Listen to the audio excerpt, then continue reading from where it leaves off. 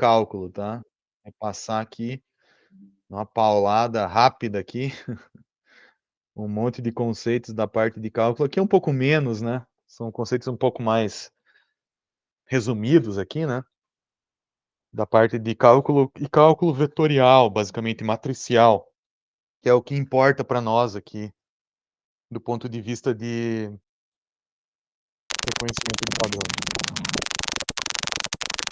Tô ouvindo um barulho aí, não sei se é só aqui. Eu vou fechar o microfone aqui.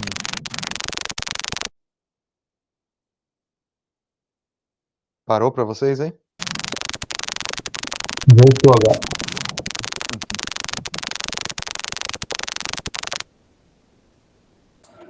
Eu acho que ele quer fazer uma pergunta e não está conseguindo.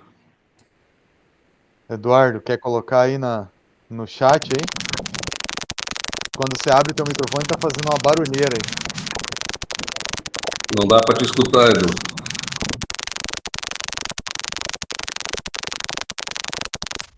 Eu vou... Oi, Eduardo.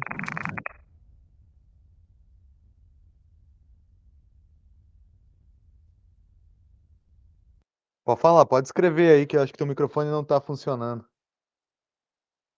Então, o exercício ele tá no site aqui, ó.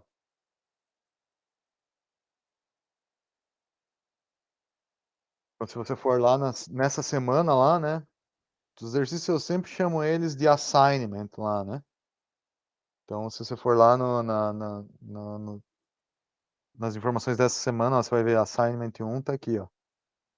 Então é sempre assíncrono e sempre assignment o nome, tá? Esse é o padrão que eu tô adotando aí. Beleza? Esse daí tem que entregar até a aula que vem? É isso, Não, né? eu preciso deles nesse dia aqui, ó, um dia antes desse dia, para eu poder dar uma olhada, ó. Mas assim, quanto antes você terminar, melhor, né? Porque você vai ver, ó, tem 6 para fazer até lá, né? Perfeito.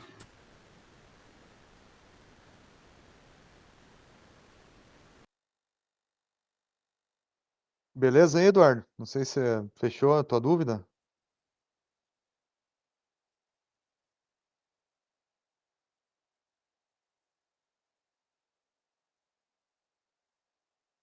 Beleza. Tranquilo. Então, deixa eu fechar aqui essa parte para a gente encerrar hoje, né?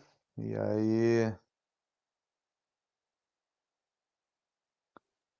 Então, como eu falei para vocês, tem a parte de álgebra linear, né? A álgebra linear é um tópico importante, a estatística, tudo lá também é importante, e cálculo também é importante, mas particularmente cálculo vetorial, cálculo matricial, né? Que é isso que eu tentei colocar nesses poucos slides aqui, tá? Então, existem alguns conceitos que são importantes de cálculo vetorial, que eu acho que eu preciso falar sobre eles aqui, né? Porque senão depois lá na frente fica muita coisa, né?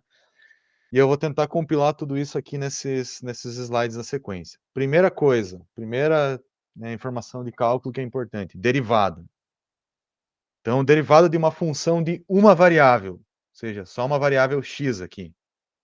Qual que é a definição? A definição é o seguinte, é um limite matemático aqui, né? Quando esse h aqui tende a zero, né, que é o infinitesimal aqui, né? Da diferença de f de x mais h menos f de x, ou seja, eu tenho uma variável, né? Então eu tenho um x0 aqui, né?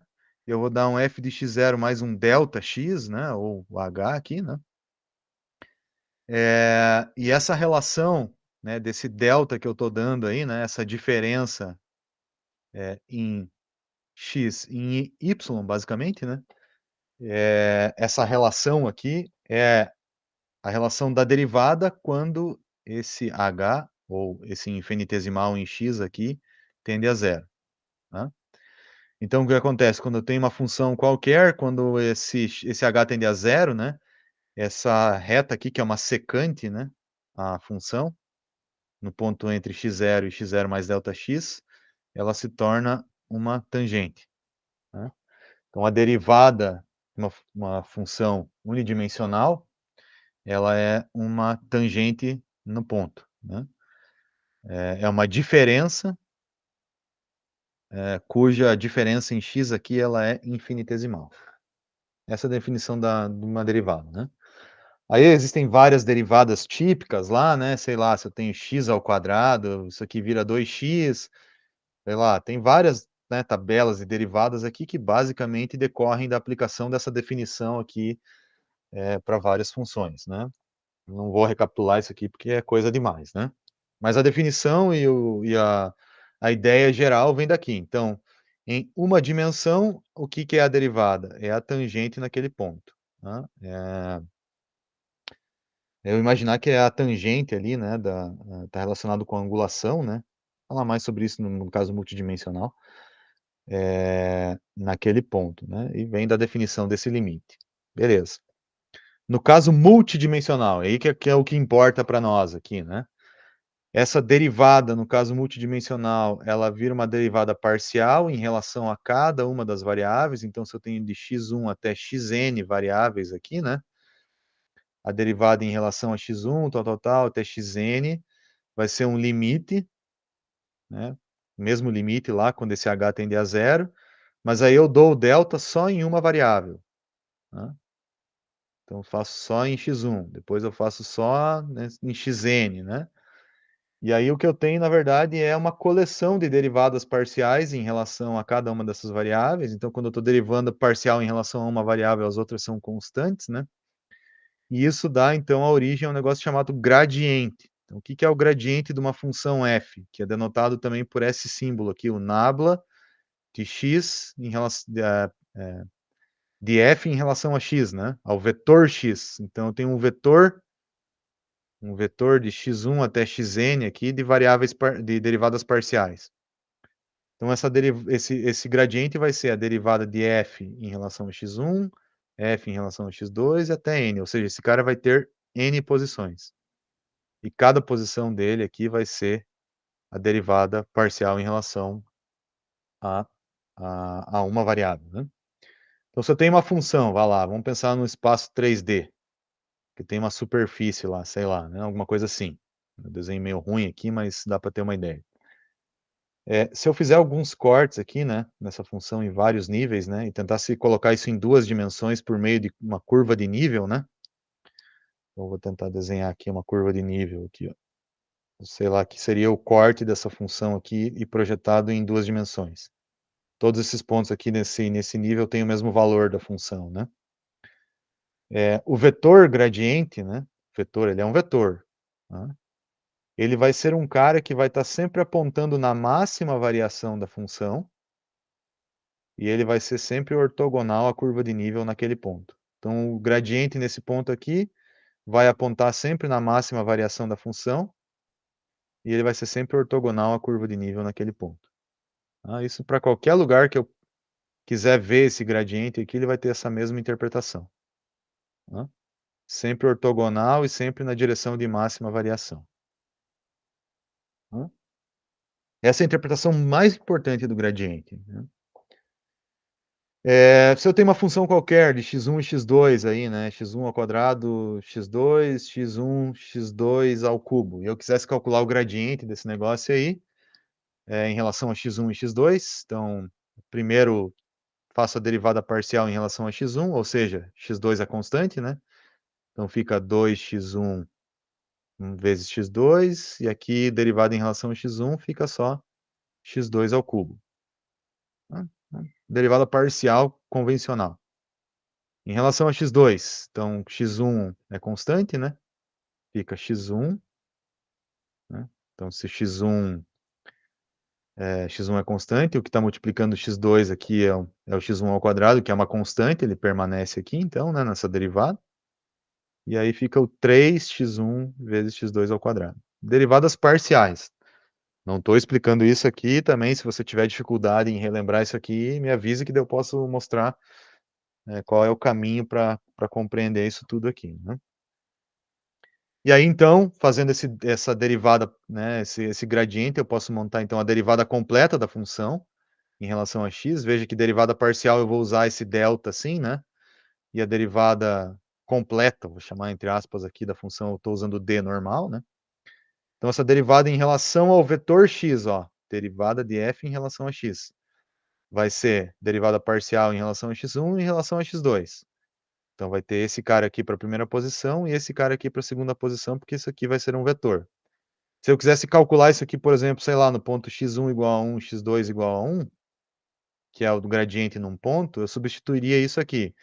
Ficaria 2 vezes 1 dá 2, mais 1 ao cubo dá 1, dá 3 aqui. 1 mais 3 dá 4. Ou seja, o gradiente nesses pontos aqui, ele é um cara que no espaço ali, se eu fosse desenhar ele, né? Ele vale 1, 2, 3 aqui e 4 aqui. 1, 2, 3, 4. Sei lá onde é que está passando essa função. Não vou tentar desenhar ela aqui que eu vou errar com certeza, né? Mas é um gradiente 3 e 4, ou seja, esse cara que está aqui. Provavelmente a curva de nível está passando aqui e ele é ortogonal a ela nesse ponto. Interpretação do gradiente, fundamental em machine learning, deep learning. Nossa, isso aqui é realmente talvez uma das coisas mais importantes aí para entender como que quase tudo funciona aqui em machine learning, né? Semana que vem eu vou explicar o porquê disso, né? Dúvidas?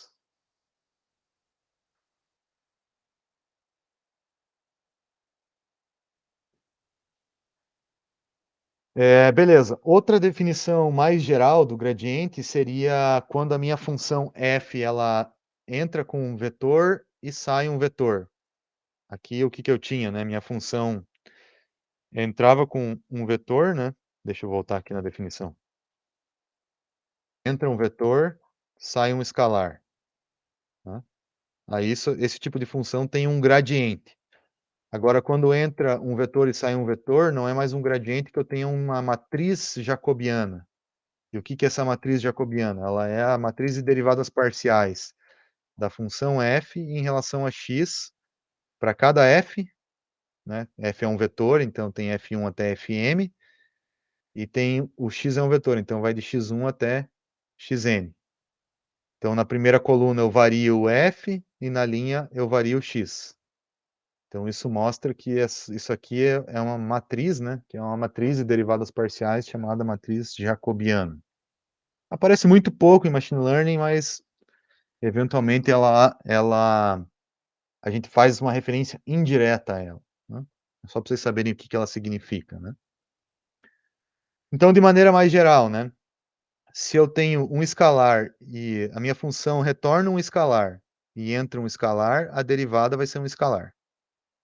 Se entra um vetor e sai um escalar, a derivada vai ser um vetor, que é o gradiente. Então aqui está o gradiente. Se entra um escalar e a função é um vetor, aqui também vai sair um vetor, tá? Por definição, esse cara aqui não é o gradiente, né? E se entra vetor, sai vetor, então o que eu tenho é uma matriz jacobiana. Isso aqui é o que seria a visão geral aqui, né, dos termos das derivadas, né? Então, isso aqui é jacobiano. Beleza. Só para formalizar, tá? Aqui também daria até para estender mais ainda essa análise. E isso aqui daí em deep learning é bem importante, que é o seguinte: eu quero a derivada de uma matriz. O que eu quero é a derivada de uma matriz em relação a um vetor. É que começa a aparecer 1 milhão de possibilidades. Mas se eu tenho a derivada de uma matriz em relação a um vetor, o que se faz normalmente é o seguinte: o resultado disso vai ser assim, ó. É a derivada da matriz em relação à primeira posição do vetor, x1, que é o azul aqui, ó. Por isso que essa matriz está azul. Então, cada posição aqui é a derivada de cada posição dessa matriz aqui, ó, em relação a x1. Depois eu faço a mesma coisa para x2, por isso que ele ficou nesse tom meio marrom aqui. Depois a x3, que ficou esse cara meio em preto aqui. Aí a derivada da matriz em relação ao vetor vai ser um tensor 4 por 2 por 3. 4 porque vem da matriz, número de linhas da matriz. 2 porque é o número de colunas dessa matriz. E 3 porque é o tamanho do vetor que eu estou calculando as derivadas parciais. Então, assim, existe inúmeras relações e derivadas e tal que se usa aqui em cálculo vetorial, algumas delas se usam em machine learning, né, mas existe uma tabela, né, e aí aquele Matrix Cookbook também é bem importante, né, pelo seguinte, né, deixa eu escrever ele aqui de novo, né, Matrix Cookbook. Esse cara aqui, ele tem várias relações do tipo assim: "Ah, se eu quero fazer uma derivada parcial de um vetor transposto vezes uma constante em relação àquele vetor", né. Ao invés de ficar fazendo tudo isso na mão ali e tal, né, ele já tem ali, ó, isso aqui a derivada disso vai ser esse A transposto. A derivada de A transposto x em relação a x, é A transposto também. E aí existe uma tabela de relações aqui, algumas delas eu vou usar mais adiante, vocês vão ver lá, né, que eu vou precisar calcular uma derivada parcial, né, gigantesca igual essa daqui. Putz, tem um monte de coisa aqui, né, então eu só falo assim: "Ó, moçada, tô pegando aquela relação que eu mostrei na primeira aula para vocês lá, então simplesmente tô usando ela diretamente aqui. Essa aqui a gente vai usar, essa aqui a gente vai usar". Então isso tudo vem aqui dessas definições de derivadas parciais de vetor, em relação ao vetor, matriz em relação ao vetor, essa história é longa. Se você for nesse livro aqui, esse Matrix Cookbook, aqui são páginas e páginas só de relações como essa que eu estou mostrando aqui, né. É, bastante coisa, né. Mas eu não quero ficar explicando e nem deduzindo cada uma delas, né, eu só quero falar que existe essa relação e por isso que a gente usa, né. E de todas, né, de todas essas, de longe a mais importante é o gradiente. O gradiente é o ponto-chave, né. Então o que que é o gradiente? É a derivada de uma função que retorna um escalar em relação a um vetor. Isso é bem importante guardar desde hoje, tá. Beleza. Outra coisa que eu gosto de falar aqui, mesmo não usando diretamente, eh, mas eu acho que entender isso aqui, vai abrir bastante a cabeça de vocês para entender o que que é como que funcionam métodos mais complexos de machine learning, principalmente os métodos de deep learning, né. Que é um negócio chamado a diferenciação automática, tá. Então o que que ela faz? Vamos supor que eu tenho uma variável x, eu faço alguma coisa com essa variável x, gera uma variável a, faço alguma coisa com essa variável a, gera uma variável b, faço alguma coisa com essa variável b e determino y. E o que eu quero calcular, eh, é a derivada de y em relação a x. Tá. Quero essa derivada toda aqui, ó, lá do final para o começo, né. Aqui eu posso usar uma regra da cadeia. O que que é a regra da cadeia? Do ponto de vista matemático. Eu vou quebrando em relações parciais aqui, ó, dy db, db dA, dA dx. Se eu cancelar aqui e aqui, aqui e aqui, eu ainda tenho dy dx, né. Mas essa regra da cadeia, ela é feita de tal maneira que eu vou pegando o y e faço em relação a b, o cara que está mais perto, b em relação a a em relação a x. Faço essas derivadas locais aqui, e aí monto a derivada de y em relação a x, simplesmente compondo essas derivadas parciais por meio da regra da cadeia, tá. Por que que isso é importante? Porque às vezes eu tenho uma relação super complexa entre x e y, e fazer essa derivada direta aqui é praticamente impossível, né, ou é muito complexa computacionalmente. Por exemplo, numa rede neural, às vezes eu tenho várias camadas aqui, né. E aí eu preciso calcular a derivada de alguma coisa que está aqui em relação a alguma coisa que está aqui.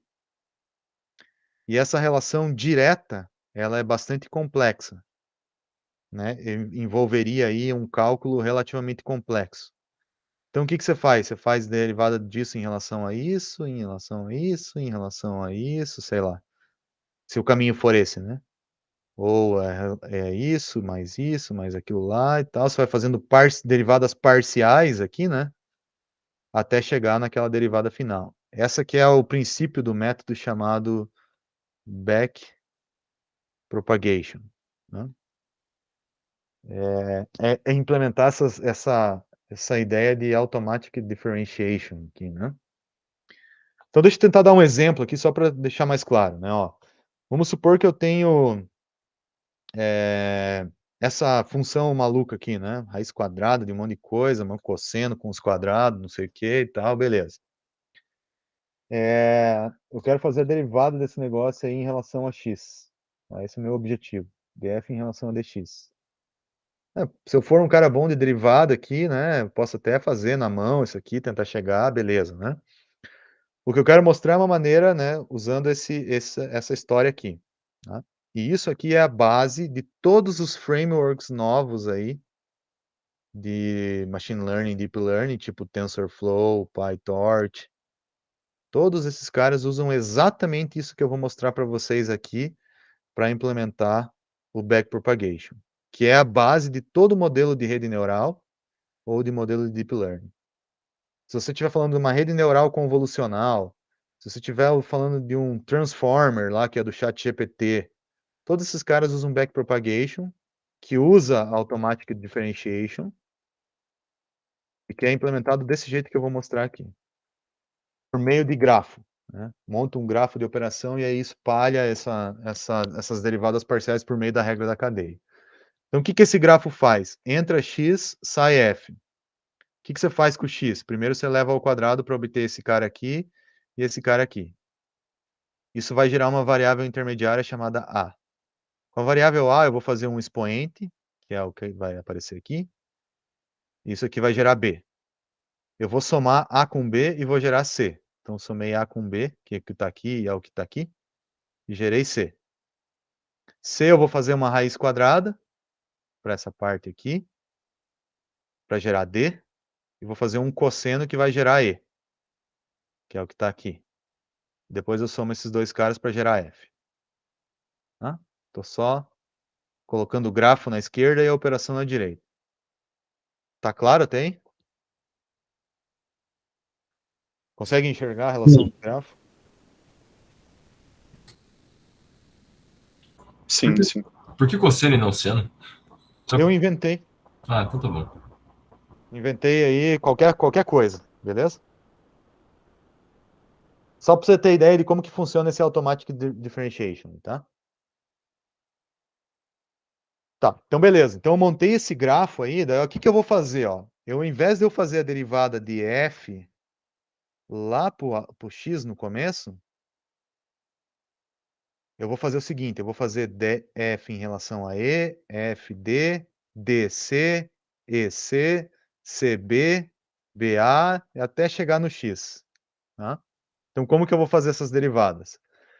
Eu vou pegar todas essas minhas expressões intermediárias aqui, ó, e vou voltando com elas em relação nesse sentido inverso aqui, né, da operação, do grafo, até chegar no x. Então, beleza. Então, eu vou fazer assim, ó. Vou pegar daqui dA em relação a x. dA em relação a x. A é igual a x ao quadrado. Então, dA dx é 2x. B em relação a A. B é e elevado a A. Derivada de B em relação a A, e na A. Derivada do e na x é e na x. Aí o C, eu tenho dois braços. Um que vem de A e um que vem de B. Então, eu vou fazer dC dB, dC dA. Ambos vão dar 1, né? Em relação a A vai dar 1, em relação a B vai dar 1. Aí tá, beleza, cheguei no C. Agora eu tenho DC e DC. Então, o DC é esse cara que está aqui. Por quê? Porque ele é a raiz quadrada, derivada da raiz quadrada em relação a C. E esse aqui, o cosseno que eu inventei, em relação a C, é menos seno. E por último, eu tenho F em relação a E, F em relação a D, que é F é D mais E, né? Então, ambos vão dar 1, né? E aí, o que que eu vou fazer? Simplesmente vou inventar uma regra da cadeia aqui maluca, né? Aonde eu vou fazer o seguinte, ó. F em relação a C. Então, vou fazer esse caminho mais perto aqui. Então, vai ser FD e o FE. Tá? Então, F em relação a C, eu vou fazer o seguinte. Eu vou fazer o caminho de cima e o caminho de baixo. O caminho de cima é DFDD, DFDD, DDDC. Regra da cadeia, ó. Se eu cancelar aqui eu tenho DFDC, DFDC. Né? Deixa eu despoluir o meu desenho aqui. Agora o caminho de baixo, DFDE, DEDC. DFDE, DEDC, beleza. Da onde que eu tiro essas informações aqui? Acabei de calcular todo mundo aqui, ó. Tudo que eu precisar vai estar aqui, ó. Beleza, cheguei aqui em C. C eu vou para B, né?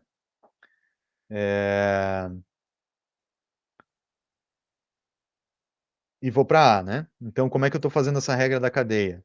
Como eu já fiz DF e DC, eu já sei quanto que ele vale, eu vou fazer o seguinte, eu vou fazer DF, DC, DC, DB, né?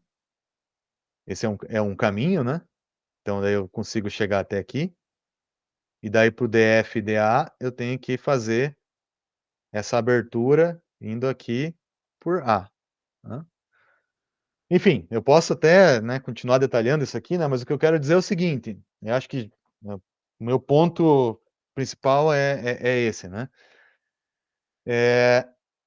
Eu posso quebrar uma operação complexa em operações mais simples, né? Então posso pegar uma operação super complexa como essa aqui, criar um nó, e aí se eu preciso fazer relações mais complexas de derivadas, eu posso ir fazendo por partes isso aqui, né, e aplicando a regra da cadeia por parte e voltando aqui, né, e aí eu consigo calcular a derivada de qualquer coisa em relação a qualquer coisa desse meu grafo, né. E aí o que que esses frameworks tipo TensorFlow fazem, né? Eles constroem, primeiro passo, você pode ter a rede mais complexa do mundo ou ter o modelo mais complexo do mundo, cheio de operação matemática maluca, convolução, atenção visual, sei lá o quê, tipo a Transformer usa, né? E aí você vai ter, né, tudo isso desenhado por meio de um grafo como esse que está aqui. E como é que você calcula as derivadas? Bom, não precisa nem esquentar a cabeça, uma vez que você tem o grafo, você vai fazendo essas derivadas parciais e voltando aqui e tal, de qualquer ponto para qualquer ponto.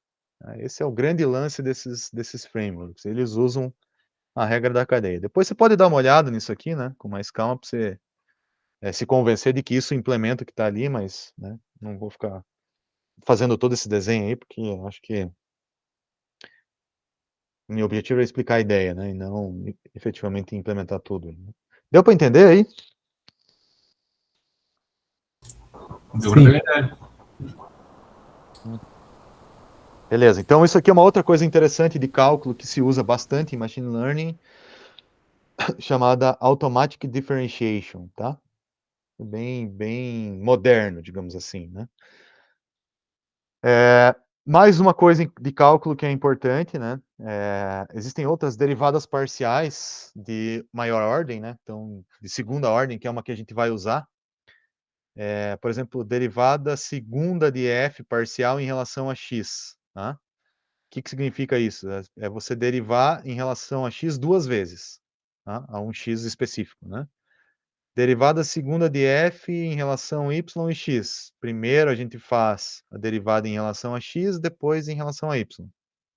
Se tivesse invertido aqui, né, dx dy, então primeiro em relação a y, depois em relação a x. Tá? Se eu tenho uma matriz de derivadas de segunda ordem, né? Então, estou colocando aqui essa matriz de derivada, supondo que eu tenho duas variáveis, x e y, tá? Derivada, então, se eu montar uma matriz, né, de derivadas de segunda ordem, nesse formato aqui, d2f dx2, d2f dx dy, d2f dx dy e d2f dy dx, eu monto uma matriz de derivadas de segunda ordem, né, essa matriz H aqui, que é chamada matriz hessiana. Né? Aonde que a matriz hessiana aparece? A matriz hessiana aparece em vários algoritmos, tá? A gente vai mostrar ela na Logistic Regression, mas ela também vai aparecer ao longo ali de alguns outros métodos de otimização, né? E ela está relacionada com um negócio chamado série de Taylor. Então, antes de eu mostrar onde que ela aparece, deixa eu explicar o que é a série de Taylor. Então, a série de Taylor se eu tenho uma função qualquer, né, de uma única variável aqui, né, x, a série de Taylor é uma soma infinita, né, da derivada de ordem 0, ordem 1, ordem até, né, a enésima ordem aqui, a ordem infinita aqui, né, dessa função, avaliada num ponto x0, então eu pego um ponto x0 aqui, né, qualquer, é dividido por esse k fatorial desse somatório aqui, vezes um polinômio x menos x0 elevado a k. Então, o que que é a série de Taylor? Se eu fizer uma soma infinita de x, né, em relação a x, com infinitos índices aqui, né, em torno de um ponto x0 aqui, eu obtenho uma aproximação da função naquele ponto, tá? Por exemplo, se o k for, né, o polinômio de Taylor, k igual a zero, né, eu estou colocando só, não estou pegando nenhuma derivada, estou só pegando, na verdade, um valor fixo da função aqui, né, eu vou ter essa aproximação em azul aqui para aquele para aquela função. Minha função verdadeira é o preto aqui, tá? Se eu pegar o k igual a 1, por exemplo, né, derivada de primeira ordem, vai aparecer derivada de primeira ordem da função no ponto e tal, a aproximação da série de Taylor da função naquele ponto é o laranja. E à medida que eu vou crescendo essa ordem aqui, eu vou colocando mais derivadas e mais polinômios aqui nesse somatório, vocês vão vendo que, ó, por exemplo, T10 aqui, que são 10, k igual a 10, né? Eu tenho uma aproximação bastante fiel da, da função no ponto, né? Se aproxima bem aqui, né? E essa aproximação aqui, pode ver que até ela é boa em várias regiões, além do que só perto do ponto, né? Só perto do ponto até a linear é meia boca ali, né? Bem perto do ponto até azul é boa, né? Mas quanto maior a ordem, melhor é a minha aproximação aqui, né? Então a série de Taylor é uma forma de você aproximar a função por uma soma de polinômios e umas derivadas aqui, né? Em torno de um ponto x0, que é o ponto que você quer aproximar a função. É, é usada para esse tipo de aproximação, né? Então ela pode ser usada para uma dimensão, ou ela pode ser usada para várias dimensões, tá? Quando a gente aproxima para várias dimensões, por exemplo, se eu quero uma aproximação quadrática de uma função de θ aqui, e esse θ aqui é multidimensional, né? A série de Taylor, a aproximação de Taylor aqui da função quadrática é dada por essa expressão que está aqui, ó. Então, a aproximação quadrática num ponto, se isso aqui fosse multidimensional, né? Então, estou colocando unidimensional aqui, mas se você pensar no caso multidimensional, a aproximação quadrática da série de Taylor é isso daqui, tá? E essa aproximação quadrática, ela depende do gradiente, isso aqui é o gradiente lá, né? Gradiente da função. Depende aqui da diferença em relação ao θk que eu estou querendo aproximar e tal. E aí aparece aqui a matriz hessiana, tá? Então, isso aqui é a aproximação quadrática de uma função multidimensional, acaba usando a matriz hessiana, né? De derivadas de segunda ordem lá e tal, né?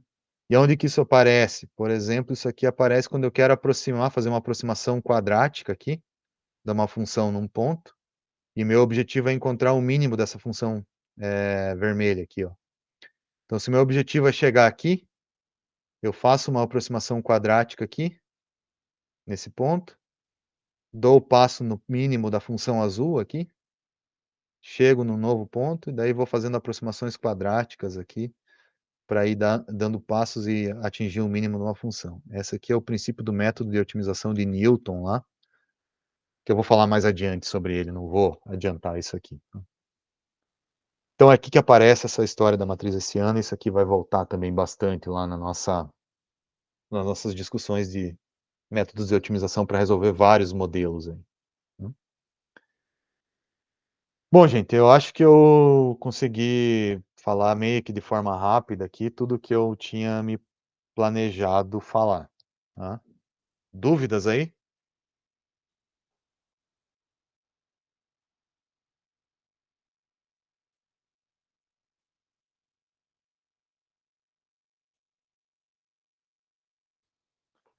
Bom, então eu vou fazer o seguinte, eu vou fechar aqui parar a minha gravação, dou mais um tempinho para vocês pensarem se tem mais alguma dúvida aí. E depois eu